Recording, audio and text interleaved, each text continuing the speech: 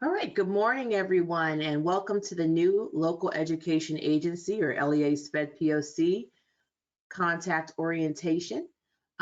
We are going to be starting momentarily, but please let's give a couple more moments for folks to get logged in, and we'll get started.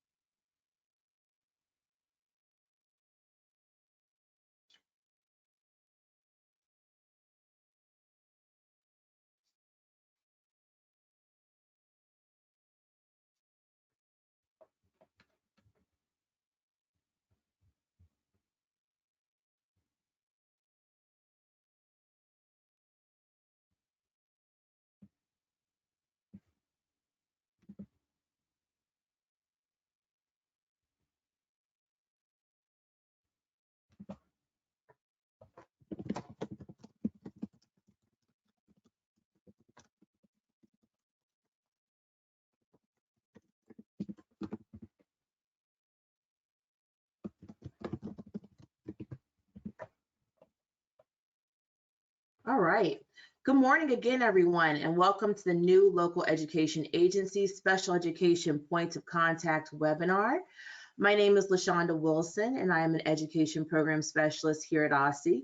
I'm joined today by my colleagues in the Office of Special Education as we present this first webinar in this two-part Start of School webinar series. The focus of today's training is to provide you with the necessary foundations for your role as LEAs assigned to your SPED, as your LEAs assigned as the SPED POC. We hope you find this information both engaging and assistive in carrying out your responsibilities. We'll begin our discussion today with the role of the local education agency special education point of contact, or as commonly referred to as LEA SPED POC. Then we'll segue into special education requirements and guidance and the Individuals with Disabilities Education Act, or IDEA, monitoring activities. We'll break out at 10:45 to take any of your questions. Then we'll finish out the session with the non-public placement and monitoring discussion. And then finally, we'll do a wrap-up Q&A session.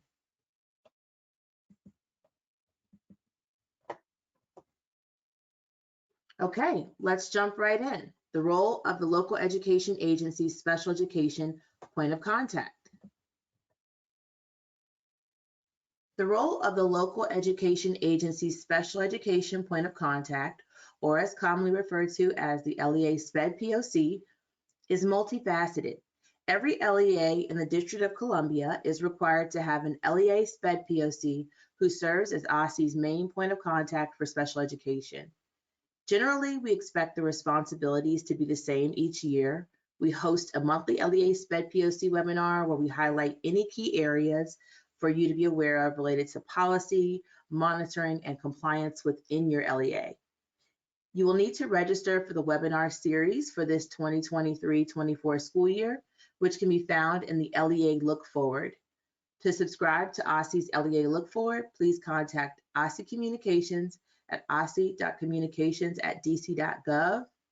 and provide your first name, last name, and email address.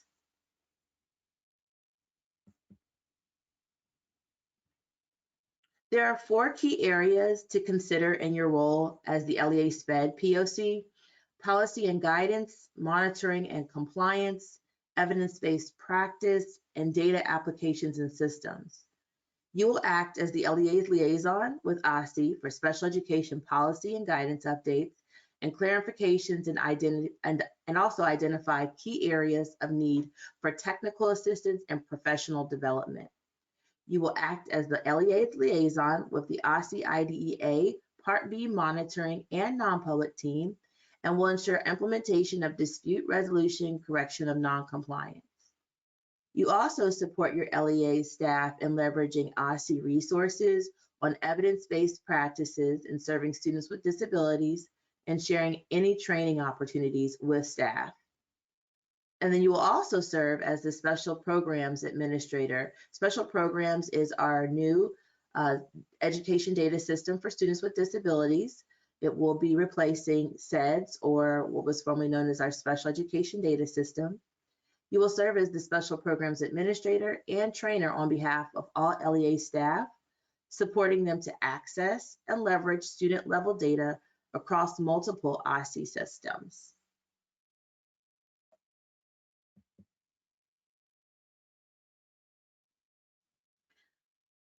LEA leaders may assign one or multiple staff members to serve in this role, or as they see fit, divide up any duties that may be necessary within this role. You may also ensure that the eSchool Plus contact list is kept up to date. And in order to receive official OSSE communications intended for LEA SPED POCs, you'll also want to make sure that it's kept up to date. The LEA Data Manager controls list can actually be found in the embedded link that you see here.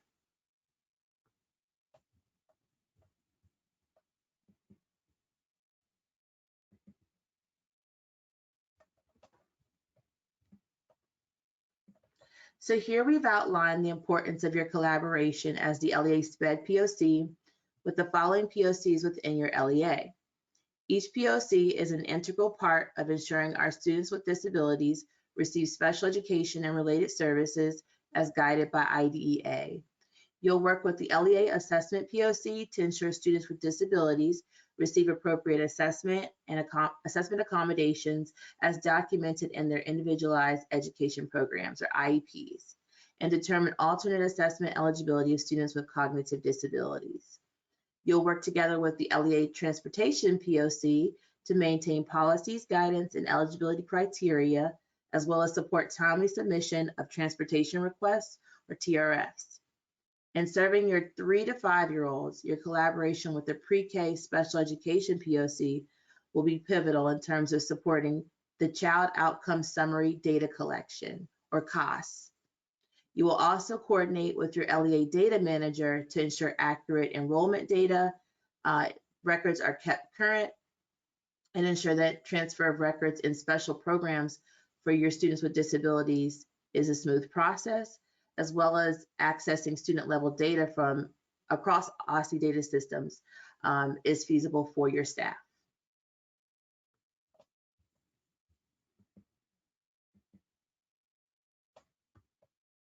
You'll also coordinate with the Early Childhood Transition Coordinator within your LEA in order to coordinate a smooth C2B transition for newly 3 or 4-year-old children coming from DC Early Intervention Programming, or Strong Start, and carry out child find duties for your young children.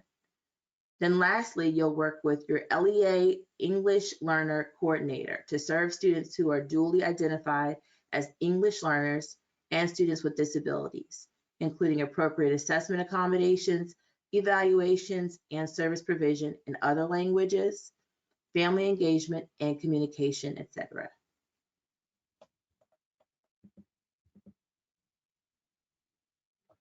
I'll turn it over now to my colleague, Christy Weaver-Harris, to talk about special education requirements and guidance. Christy? Good morning, everybody. This is Christy Weaver-Harris. I'm the Policy Manager in the Division of K-12 Systems and Supports in the Office of Special Education. Next slide, please. I'm going to give you a quick once-over of the basics of SPED law and authorities and policy, and highlight some high priority points for the district and some additional resources to support you in your role. So governing the education of students with disabilities are federal law and regulations, which is known as the Individuals with Disabilities Education Act, or IDEA. And at the local level, there are DC laws found in the DC Code, which are set by the DC Council, and DC regulations, which are in the DC MR that are set by OSSE. And those are specifically drafted and proposed by my team. We also have local policies and guidance. In July 2022, we completed an update of the local regulations that govern special education, which we usually refer to as quote-unquote Chapter 30. You'll use that.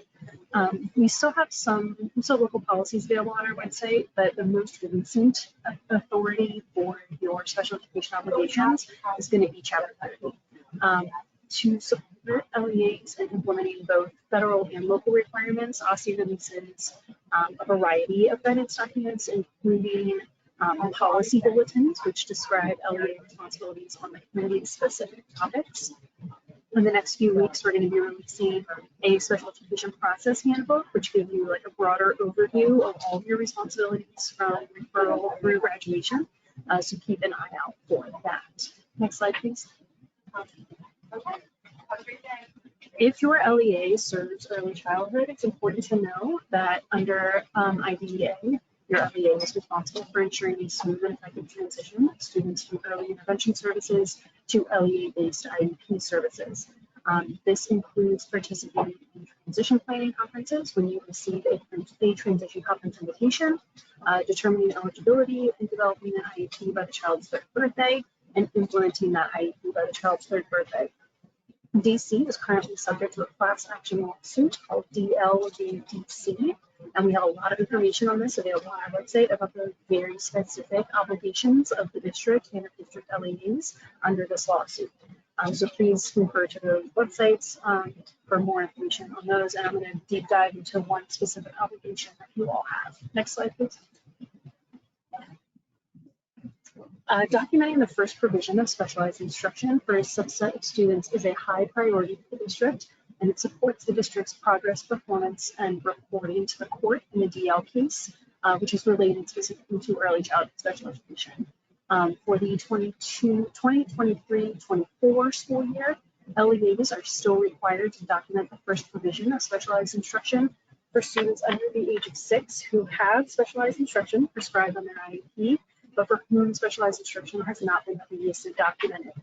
So this includes the following students who are transitioning around the age of 3 from Part C early intervention services, aka Strong Start, students transitioning around the age of 4 from an extended IFSP, students who are under the age of 6 who are newly determined eligible for special education, and this includes students who are transferring from out of state. And students under the age of 6 who recently had specialized instruction added to their IEP for the first time. So you are required to provide specialized instruction on the first day of school for these students, their first day of state 5 enrollment. You want to ensure that your documentation of specialized instruction is consistent with that student's first date of stage 5 enrollment. It doesn't have to be documented in special programs on that day, but the service must be provided on that day. You do not need to document the first provision of specialized instruction for other students or on an ongoing basis. And in the special program system, we've actually made this process much easier. If you were familiar with our old paper-based process, it is much easier in special programs. And we have a short step-by-step guide for doing that process that's going to be posting like in the next few days. So keep an eye out for that. And to support what Lashana was saying about making sure you have the right role, I believe in like it's in the all staff data collection. You will receive an email notification from me if you are listed as an LEA special education point of contact when we release these new guidance documents. So it really is important that you have the correct designation and all staff to make sure that you receive important communications from us. Next slide, please. All right, so here's some relevant resources for special education policy, including a link to our local regulations, to our policies, to our guidance, as well as resources specific to Chapter 30, which includes PDF copies of eligibility worksheets. We also have linked here that Childline website, which has information on early childhood transition and the DL lawsuit, and also a link to our monthly LEA Special Education Point of Contact webinar, which is held the third Wednesday of every month, and that is also run by LaShonda. You can email her for more information on that. The policy team points of contact, this is my email address. Again, I'm Christina Paris. You can also reach my team by emailing ossie.dsepolicy@dc.gov. That account is in your phone. And please feel free to reach out with any questions that you may have, and I'll also keep an eye on the questions box as we go. Turn it back to you, LaShonda. Thank you, Christy. All right, so now we'll be discussing OSSE's role as your state education agency, or SEA, and our shared obligations as it relates to IDEA monitoring. An IDEA monitor is assigned to each LEA to provide support and technical assistance throughout the school year and quarterly monitoring activities. The goal of OSSE's monitoring and compliance system is to ensure that LEAs are meeting the requirements of both federal and local regulations. Monitoring activities may include database reviews, coordinated on-site compliance monitoring, record reviews, and LEA self-assessments.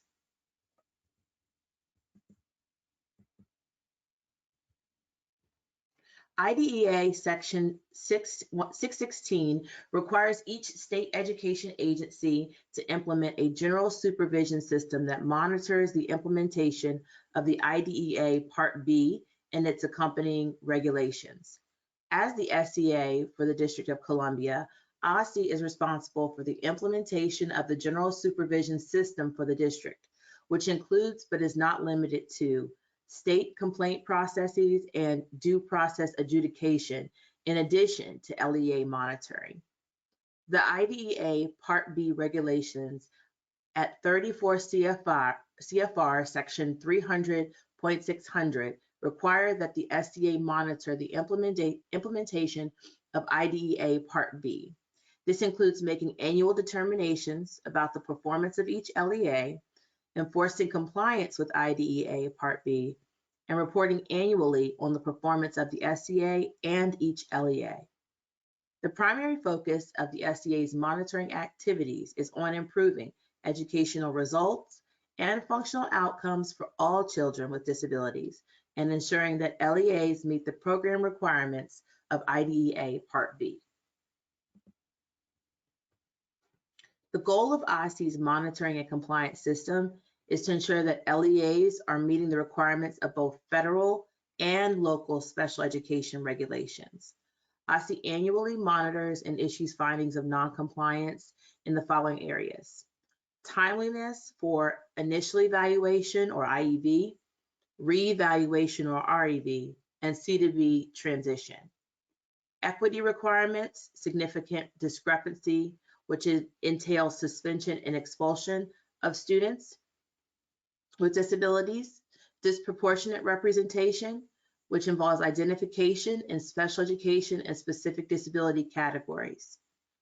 And then also secondary transition requirements, if applicable for your LEA.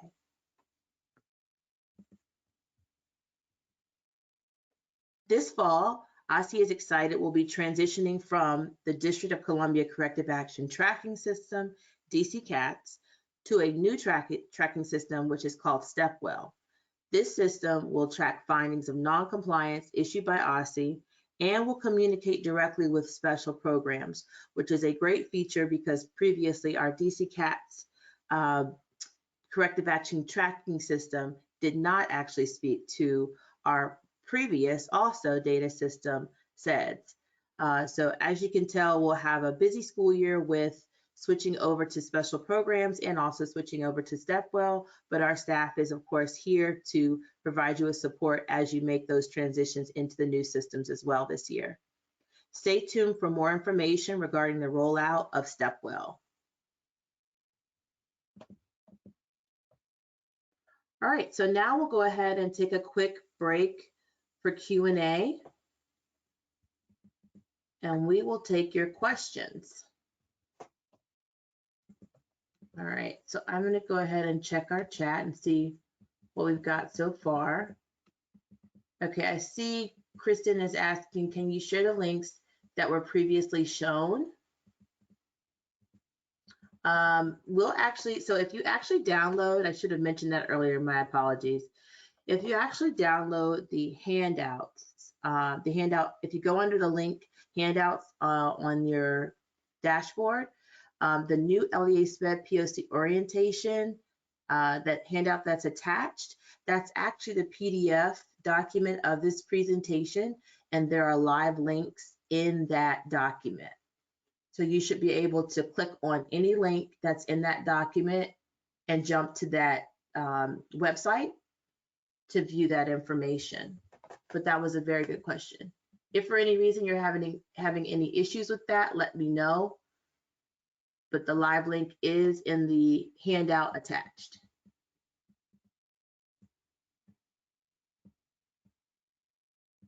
Okay, I don't see any other questions in our chat. Okay, I think we're pretty good. So we'll go ahead and keep on moving forward.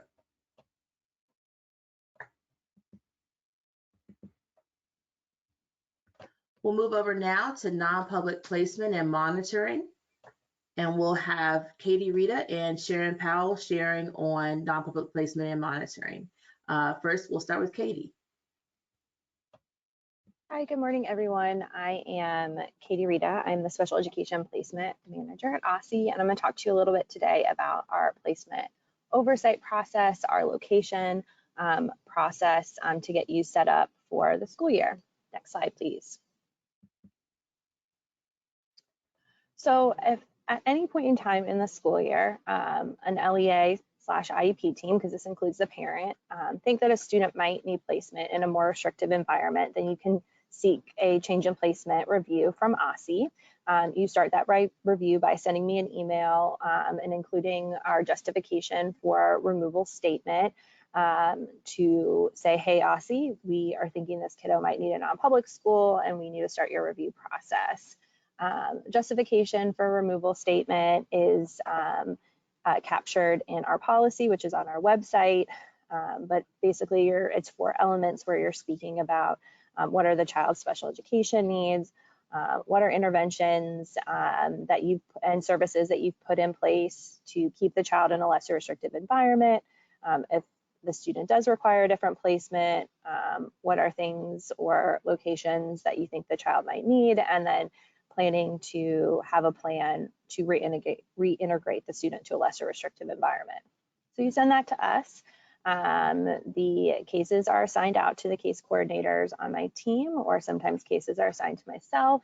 OSSE goes through our review process by reviewing student records that you send to us. We're looking at how the student is responding to interventions that you've put in place. We're talking to your staff.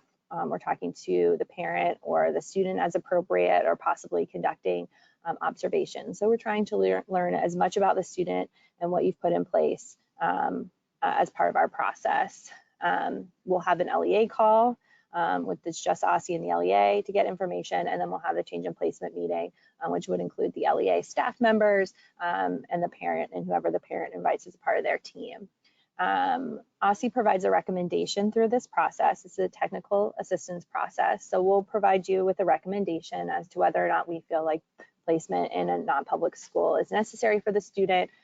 Ultimately, it is the team's decision as to whether or not the student does require placement in that non-public school. It's important to remember that once the student is placed at a non-public school, the student continues to remain the responsibility of the LEA as long as the student is enrolled in your LEA. And the hope is that you are monitoring that student and ensuring that when it's appropriate, the student is reintegrated back to a lesser restrictive environment. Next slide. So just some things that you should prepare for and expect while you're an LEA. We are on a 30-day review cycle. OSSE is always prepared to meet within 30 days. However, if the parent and the LEA are not, sometimes it can extend past the 30-day review.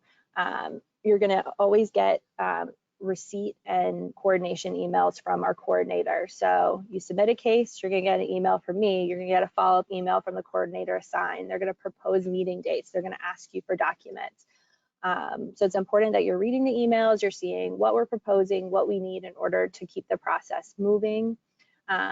Remember on the initial call that we're going to ask a lot of questions and provide a lot of technical assistance about sort of what's going on with the student. So be prepared to include appropriate staff members on that call. That includes teachers, that includes related service providers. We want to make sure that there are folks that can answer our questions and can speak to the work that they're doing in order to support the student.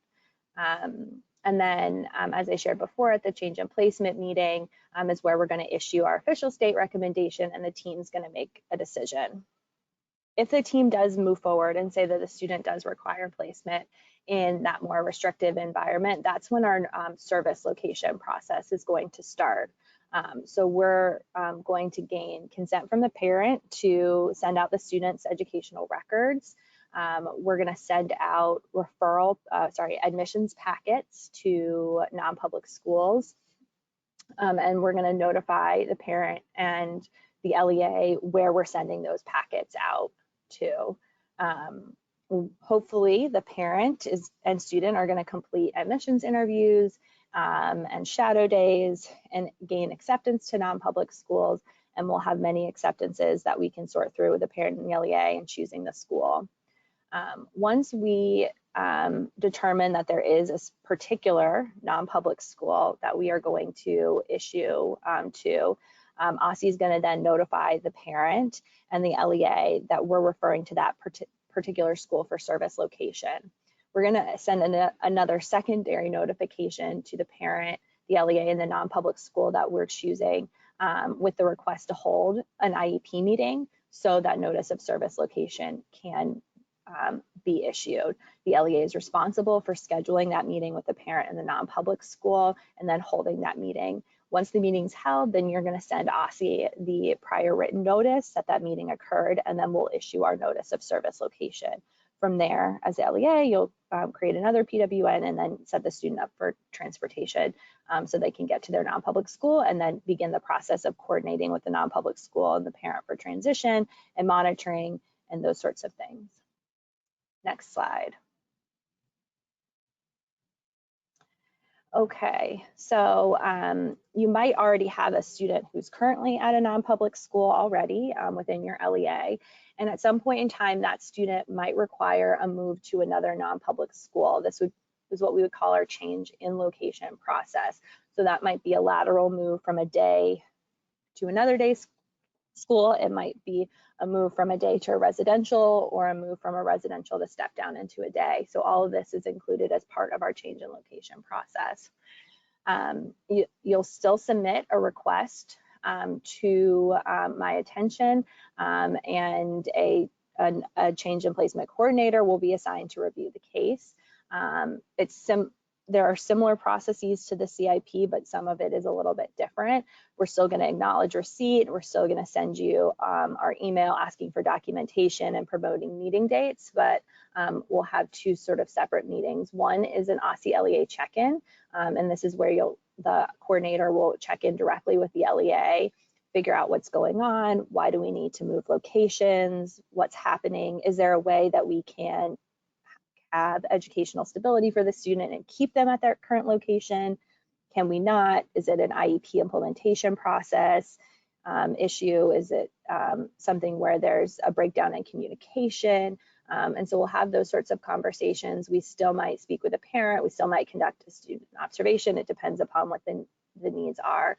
And then we'll have the change in location meeting where we'll talk with the parent, the LEA, and the non-public school to determine do we need a new school location or do we not? If the team does move forward with saying that the student does need a new school location, then our service location process begins, and that is identical to the previous process that I described. Next slide. Great, so just some key reminders to remember that LEAs must ensure students are receiving a FAPE in the LRE. So that means that you should have a continuum of educational placements that are going to meet the needs of all students with disabilities within your school. Special education is not a place, it's a set of services and supports. So as your team is preparing for the school year, as you're looking at the students that you have, if you need support, or if you need, if you have questions, if you're looking to make some changes so that you are able to support more students in the LRE, please feel free to reach out. I have the link to our website to get more information about the placement process, which includes our parent brochure and our policy and other resources for LEAs. And then I also have my contact information. So please feel free to reach out if you have any questions about change in placement, change in location, or students that are currently at non-public schools. I think I pass it along now to Sharon. Thank you, Katie. Good morning, everyone. My name is Sharon Powell. I'm the manager of the Non-Public Support and Oversight Team, formerly known as the Monitoring and Compliance Team. As Katie just mentioned, and as previously mentioned in the presentation, LEAs are required by IDEA to ensure the provision of a free and appropriate public education in the least restrictive environment, also known as FAPE in the LRE, to all students with disabilities. In some cases, and actually in pretty rare cases, the IEP team determines that the educational environment that is most appropriate for the student is a non-public special education school or program. By non-public, we're talking about schools that are not a part of the DC public school system and may not be located in or even near the student's home school or neighborhood. So when a student is removed from the general education setting, the process that Katie just talked about, and placed in a non-public school, please note, as Katie just mentioned, that the student's enrollment status does not change. So even though the student is no longer physically present in your school building at the beginning of every school day and is no longer receiving instruction or related services from your teachers or providers, the student continues to be enrolled in your LEA, and that LEA of enrollment remains responsible for FAPE in the LRE. How does OSSE make sure that LEAs remain active in the education of students who are placed in non-public schools and are actively monitoring the students' progress? So OSSE, including my team, conducts frequent reviews of student data, and then we issue findings of noncompliance when noncompliance is identified. And we make formal determinations every year that reflects an LEA's performance in key IDEA compliance areas. Next slide, please. So this slide, if I can see it, yeah, this slide has a lot on it. My apologies for that. For the purpose of this presentation, please just generally note that LEAs in non-public schools need to work together in order to ensure that our students are getting what they need and that all IEP and IEP related processes are moving forward in an efficient and timely manner. Looking at the first bullet points, we see that non-public schools the non-public schools are responsible for the direct delivery of instruction and services, while the LEA, who may not be involved in the direct delivery of instruction or services at all, is responsible for monitoring the students' progress and safety. This is done through a number of avenues and activities, including reviewing the attendance data that's collected by the non-public school and can be viewed through an online system known as SEATS, our special education attendance tracking system. Also reviewing related service documentation, progress reports, and incident reports. Next slide, please. And so, yeah, so from this slide, of course, for LEAs, please focus on the left column, but there's usually a corresponding activity that the non-public school is involved in that is shown in the right column. Okay, next slide, please.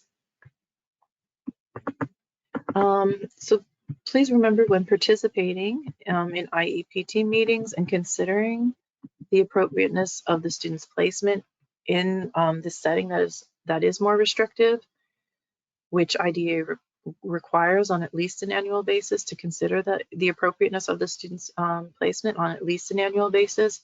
That just remember that IDEA is based on the premise that students with disabilities are educated together with their non-disabled peers to the maximum extent possible.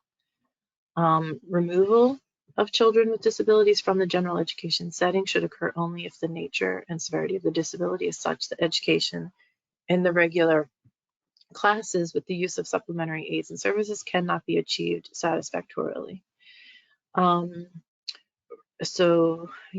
Please be aware that you, as the LEA rep and IEP team member, have a direct and very important say in what a student's educational future will look like.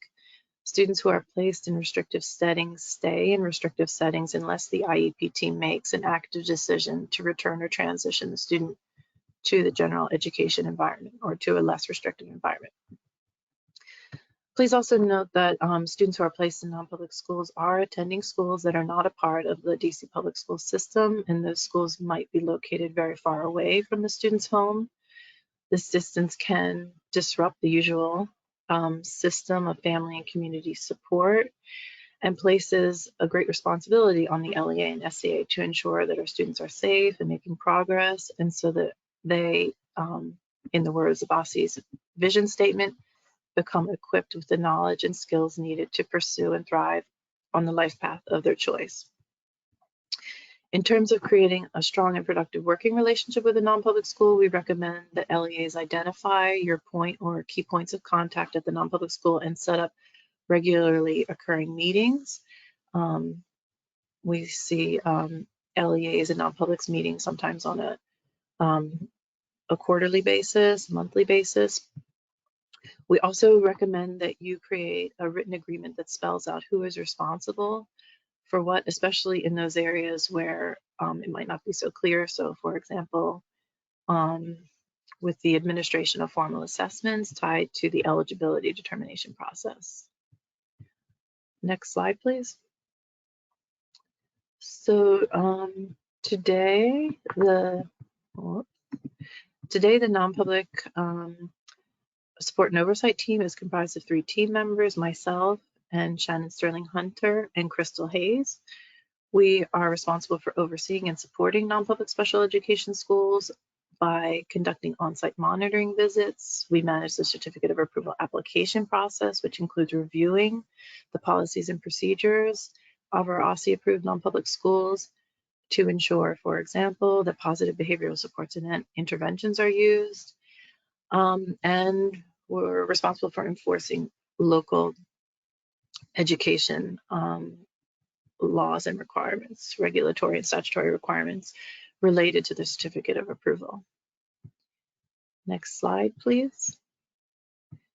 And finally, over the summer, OSSE launched a webinar series for non-public schools, and it's through this webinar series that non-public schools will receive report for the transition that LaShonda mentioned earlier from SED's Easy IEP to special programs, the district's new special education data system.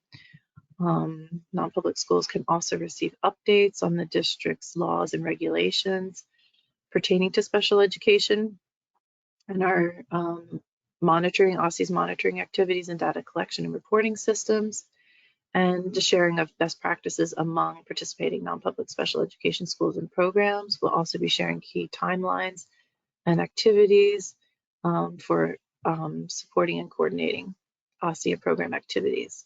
The intended audience for this webinar is our non-public special education POCs.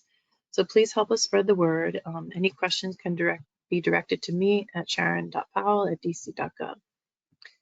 Thank you so much for your time. With that, I'll hand it back over to LaShonda. Thank you, Sharon. All right. Also, thank you, Katie. Lots of great information.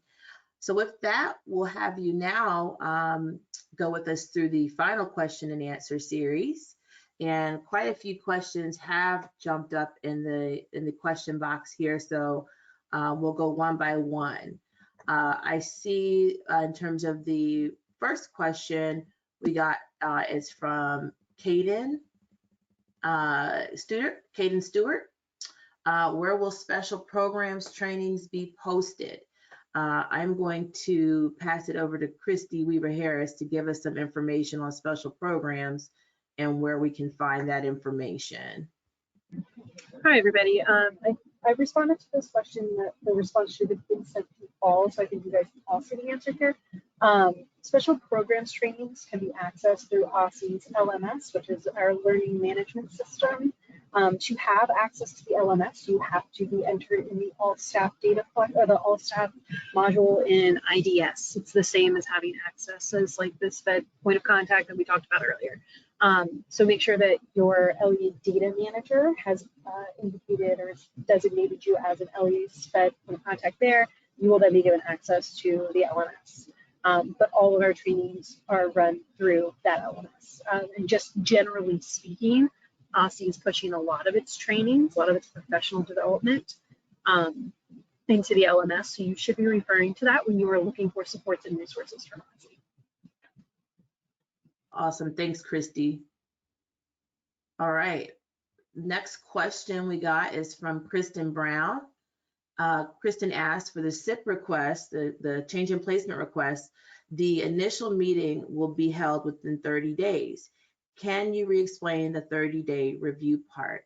Katie, can you give us a little bit more feedback on the 30-day review part for the CIP process? Sure. For the change in placement process, OSSE will conduct its review within 30 business days. So OSSE will propose the initial call and the change in placement meeting prior to the 30 business days of receiving that request.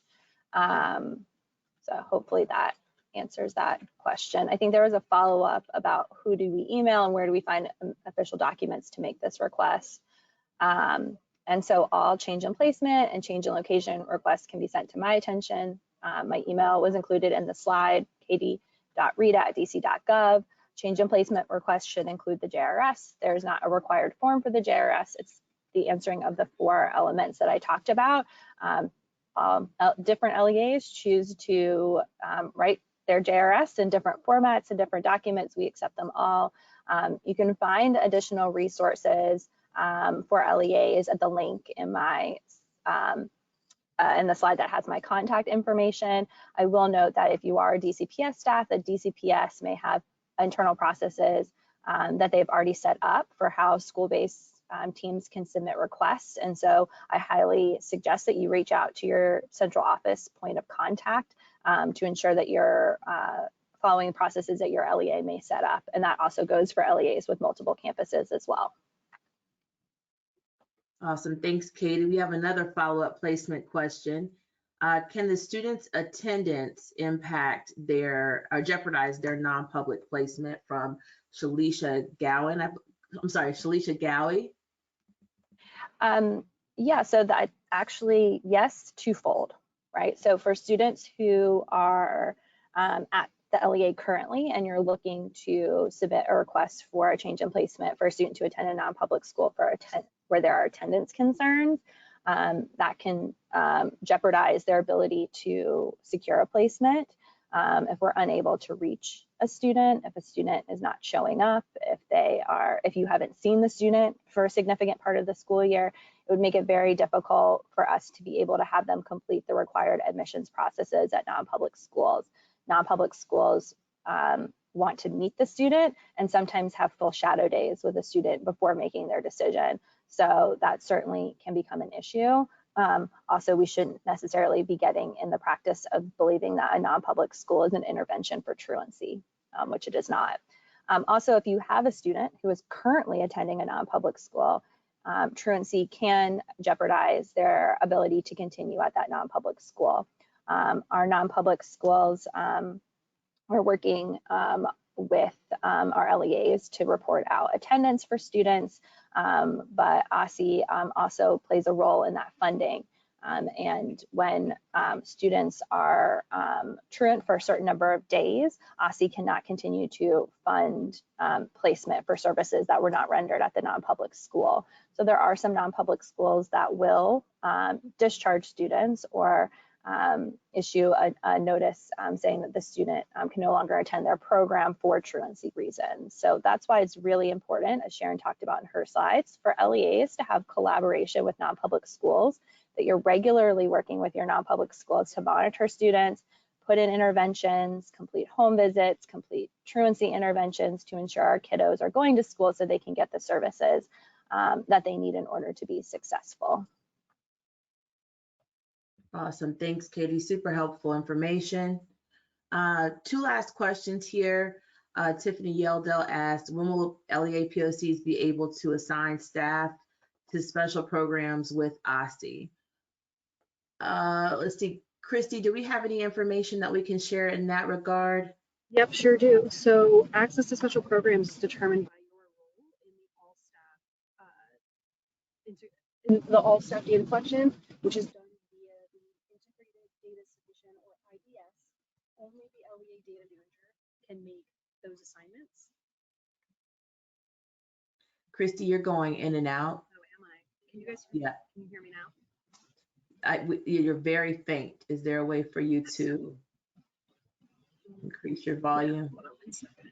Okay.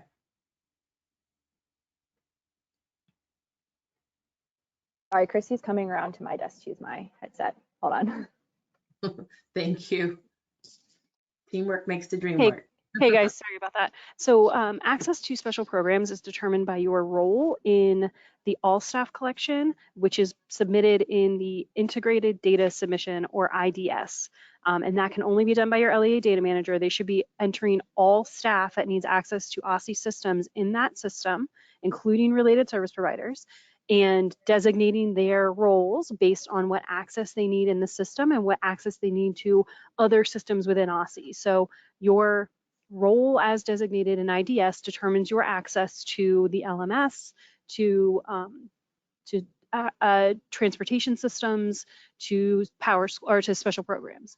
And there was another question about do related service providers need access? Yes, they do. That is how they are entering related service provision trackers, the same as we did in the former system in SEDS.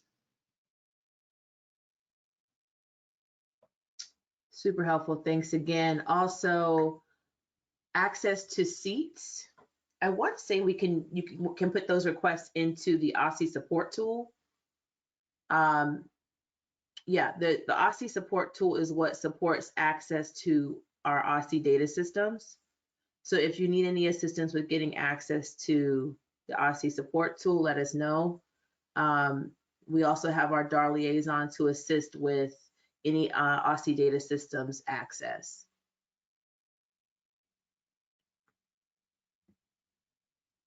Okay, I think we've covered all the questions. If for any reason you have any other questions in relation to monitoring, policy, compliance, non-publics, please don't hesitate to reach out to those of us who shared on each of these individual sections today. Even if we are not the point person, we can certainly point you in the right direction of who you should be speaking with. And we will go ahead now and move towards our wrap up.